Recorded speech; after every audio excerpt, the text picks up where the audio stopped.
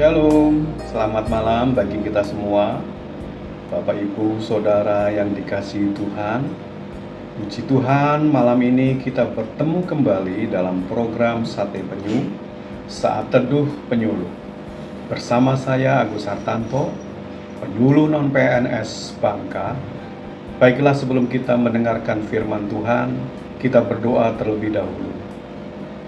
Kami bersyukur malam hari ini Tuhan, karena kasih setiamu, pertolonganmu, bahkan berkat-berkatmu kami nikmati sepanjang hari ini. Dan kalau sebentar kami ingin mendengarkan firman-Mu, biarlah Engkau sendiri yang berbicara, kami akan diam untuk mendengarkan dan menikmati firman-Mu. Terima kasih Tuhan, hanya di dalam nama Yesus kami sudah berdoa. Amin. Malam hari ini saya akan memberikan judul Kelimpahan Tuhan. Kita mau buka Alkitab kita di dalam Yohanes 10 ayat yang ke-10. Yohanes 10 ayatnya yang ke-10, demikian firman Tuhan.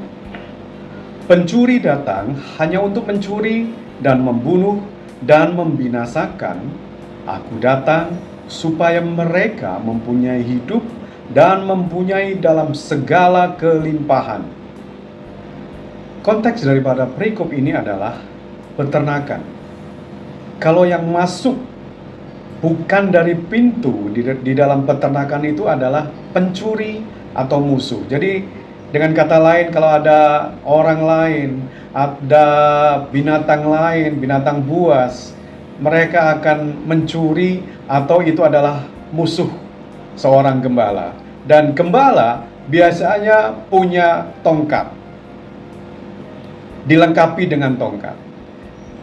Dan saya mau katakan, jangan ajarkan tongkat untuk mukul domba-dombanya. Sekali lagi, saya mau tekankan dan saya mau ajarkan untuk bagi mungkin guru sekolah minggu, ya, tongkat itu bukan untuk memukul domba-dombanya. Tiba-tiba ada ayat di dalam 10a ini, Yohanes 10 ayat yang 10a, ya, pencuri datang hanya untuk mencuri dan membunuh dan membinasakan. Saya mau tekankan bahwa iblis atau setan tidak akan bisa bunuh manusia. Ya, kalau ada film horor, tidak pernah terjadi tiba-tiba pisau menancap di leher kita, leher terus orang itu mati, atau ada tali tiba-tiba mengikat leher, orang itu mati. Karena setan nggak punya kedaulatan atas hidup manusia. Yang punya kedaulatan adalah Allah kita. Nah, pertanyaannya, apa yang dicuri, dibunuh, dan dibinasakan itu? Saudara, kalau baca, kalau nonton berita tentang pencuri yang tertangkap, target seorang pencuri itu apa? Target seorang pencuri pasti barang-barang yang berharga, misalnya motor, barang-barang elektronik, perhiasan. Nah, kira-kira selama ini yang berharga buat saudara dan saya, kira-kira itu apa? Saudara pasti menjawab, kekayaan kami yang berharga, Pak. Tabungan kami, warisan kami, toko kami, usaha suami, usaha mertua. Itu pasti jawaban saudara seperti itu. Nah, saya mau bilang malam hari ini sama saudara, bahwa yang berharga dalam hidup saudara dan saya adalah keselamatan. Pernahkah saudara membayangkan, selama Tuhan diam sama bumi, 400 tahun dia bungkam, antara perjanjian lama dan perjanjian baru, Tuhan bungkam, nggak ngomong sama siapa-siapa dan tidak berfirman. Bayangan saya, surga itu lagi rapat. Rapat untuk apa? Rapat tentang proyek keselamatan. Karena surga bingung, manusia 1500 tahun pakai hukum Taurat selalu gagal. Daud gagal, Salomo gagal, semua gagal. manusia pakai hukum salah terus. Akhirnya manusia dihukum terus. Dan akhirnya surga kirim orang dalam, turun ke bumi dan mati menanggung dosa manusia. Saya katakan ini yang paling berharga.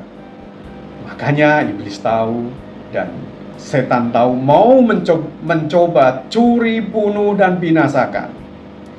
Iblis coba rayu manusia, memberikan kesenangan yang sementara, kenikmatan dunia. Akhirnya iman kita terguncang. Kita ngerasa bukan anak Tuhan lagi.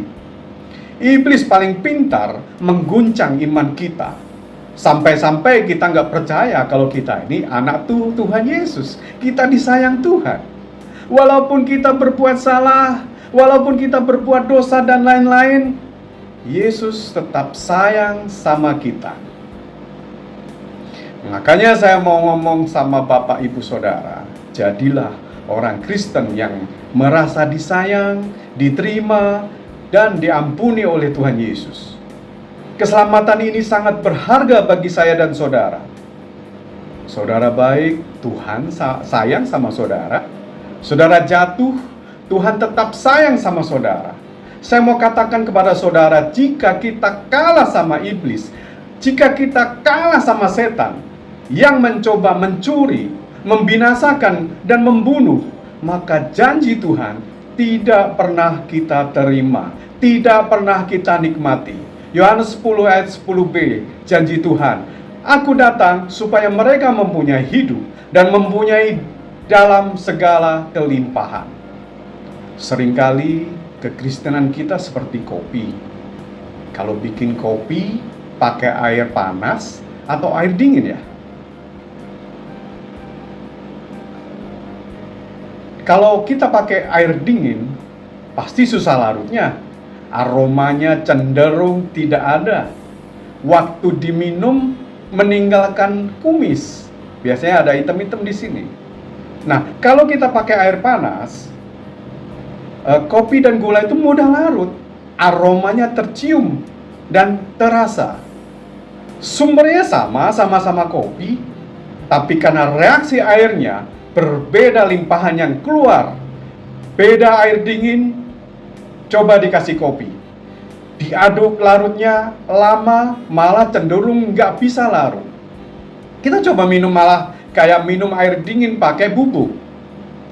Beda dengan air panas itu kopi dan gulanya cepat larut. Dan waktu dinikmati enak luar biasa, baik rasa maupun aromanya. Waktu iblis mencuri, membunuh dan membinasakan, seringkali kita menjadi dingin sama Tuhan. Merasa tertuduh, merasa bersalah, dan limpahan yang keluar tidak memberkati orang lain. Tidak ada imparter terhadap orang lain. Tapi saya percaya, waktu kita panas pada Tuhan, nggak perlu banyak ngomong, tapi limpahan yang keluar akan memberkati dan merubah kehidupan orang banyak.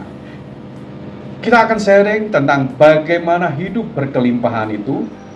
Kita baca di dalam Matius 13, ayatnya yang ke-44.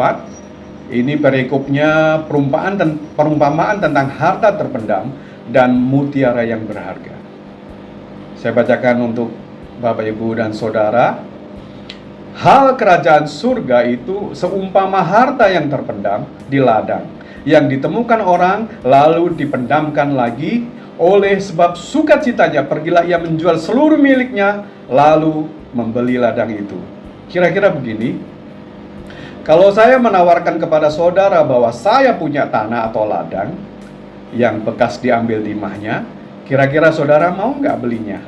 Membelinya dengan harga murah. Tapi ketika saya tawarin tanah atau ladang itu, dan ladang itu berpotensi ada timahnya banyak sekali, pasti saudara yang ada di sini berebut untuk membelinya.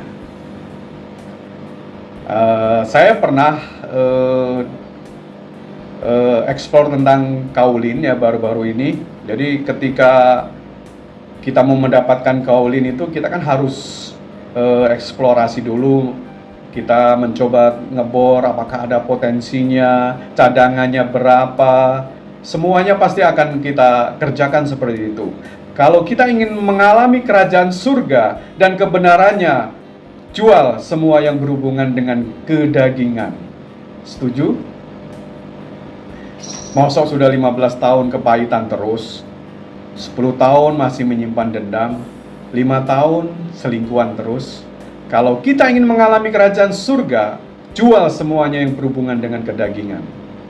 Saya mau bercerita begini, saudara ngelihat uang 2.000 atau 5.000 rupiah jatuh di lantai, pasti saudara berisik, ini uang siapa?